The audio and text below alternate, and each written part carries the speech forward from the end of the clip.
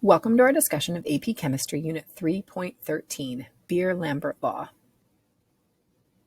For this topic, our enduring understanding is that spectroscopy can determine the structure and concentration in a mixture of a chemical species, and our learning objective is to explain the amount of light absorbed by a solution of molecules or ions in relationship to the concentration, path length, and molar absorptivity.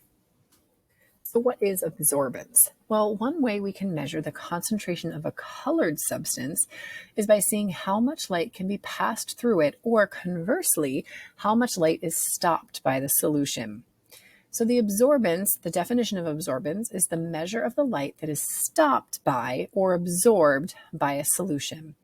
And the tools that we use for measuring absorbance are a spectrophotometer or colorimeter. And these are the tools we use to measure absorbance. So it makes perfect sense that the more concentrated a solution is, the less light that is going to pass through. So remember, concentration is a measure of the amount of particles distributed in a solution and is most often measured using molarity. And remember that molarity, big M, is moles of solute per liters of solution, or moles per liter. So different colors of solutions absorb different colors or wavelengths of light. So remember, with all of this absorbance, we're working with colored solutions. That's the key. So different colors of solutions are going to absorb different wavelengths of light. So maximum absorbance occurs when the wavelength used is of a color complementary to the solution. So for example, if we're using a red solution, we should choose green light, or energy with the wavelength within that green visible light range of about 560 to 520 nanometers to measure the absorbance of that red solution, because that's where we're going to have our maximum absorbance, when we're using a wavelength that's of a complementary color to the color of the solution we're trying to measure. So for colored solutions, absorbance can be used to measure the concentration of solutions. So again, here we're only working with our colored solutions. So the steps for using absorbance to measure the concentration of solutions, as long as you have a colored solution, is the very first thing we have to do, that we talked about in the last slide, is determine the best wavelength to use to measure the sample. So we mentioned that that should be a complementary color, but sometimes that's a little tricky to determine.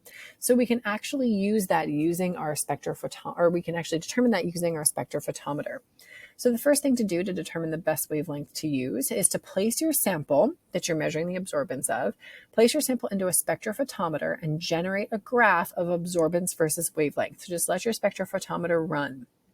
And the best choice for a wavelength is the one with the absorbance closest to 1. So for this one, we have absorbance on our y-axis going from 0 to 0.9, and our wavelength on our x-axis in nanometers. So on this graph, the wavelength with the absorbance closest to 1 is this point right here, which is a wavelength of about 620 nanometers. So for this solution, we would want to use energy with a wavelength of about 620 nanometers.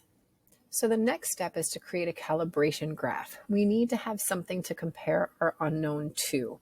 So we're going to create a calibration graph with standard or known solution concentrations and their corresponding absorbance value. So the graph should look like this. It should be linear, and the slope will give you the molar absorptivity constant, which we'll talk about in just a minute. The more concentrated, the more light is absorbed. That molar absorptivity is part of the Beer-Lambert law. So Johann Heinrich Lambert and August Beer defined absorbance mathematically. So the molar absorptivity is a constant that is specific to the atom, ion, or molecule being examined, and the wavelength of light that is being transmitted through the sample. In other words, it describes how intensely a sample of ions or molecules absorbs light at a specific wavelength. We also need to use the path length in centimeters for our Beer-Lambert law. Again, this mathematical definition, this mathematical description of absorbance. So the path length is the length from front to back of the cuvette that is placed in the spectrophotometer. So we're going to put our solutions in a little box, a little plastic cube called a cuvette. And then we're going to place that into the spectrophotometer and run our energy through it to measure absorbance. So the path length is the length from front to back of that cuvette, and that's usually going to be 1 centimeter. So as the path length that the light travels through that cuvette increases, so as our path length increases, the absorbance will also increase because the light is going to encounter more particles. So here we have our Beer-Lambert equation. So A equals epsilon BC. So A is equal to absorbance. Epsilon is our molar absorptivity. And remember, this is the slope of the graph. Our B is our path length of the sample. Again, the width of the cuvette, usually 1 centimeter. And C is our concentration in molarity. Typically, in most experiments, the path length, B, and the wavelength are going to remain constant. So that means that our molar absorptivity is also going to remain constant. So therefore, our absorbance A is really only going to be proportional to concentration. So this is why this is such a good equation to use, because we can directly relate absorbance to concentration. So our absorbance can be measured for an unknown sample using a spectrophotometer or a colorimeter, and then the concentration can be determined from that standard graph we made, from the equation for the line. So using this standard, this graph that we created using our standards, if we know our absorbance, we can then determine the concentration of our unknown. So let's wrap this up with an I do practice. So based on the provided calibration graph below, if the absorbance of an unknown concentration of the solution was 0.34, what was the molarity of the solution? All right, so let's fill in our Beer-Lambert law.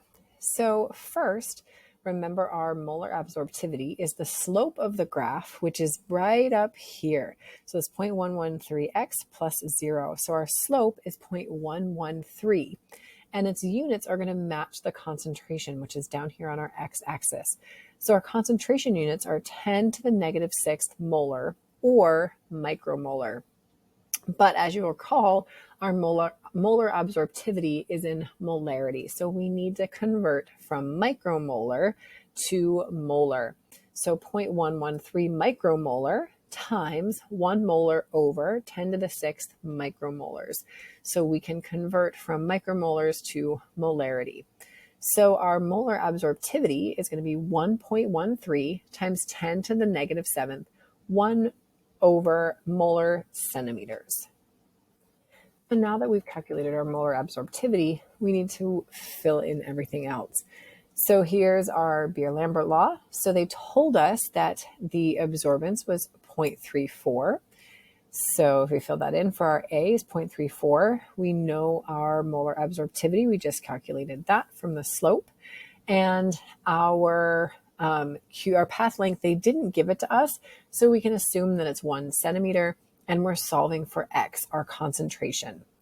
When we calculate this out, we get a concentration of 3.01 times 10 to the negative 16th molar, being the concentration of our solution.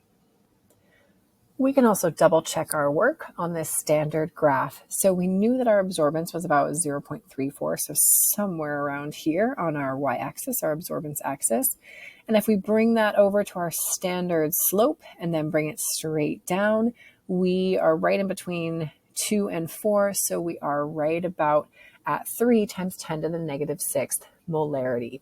So our calculated concentration, our calculated concentration from our given absorbance is consistent with this standardized line. So that gives us a good idea, a good indication that we are on the right track with our answer.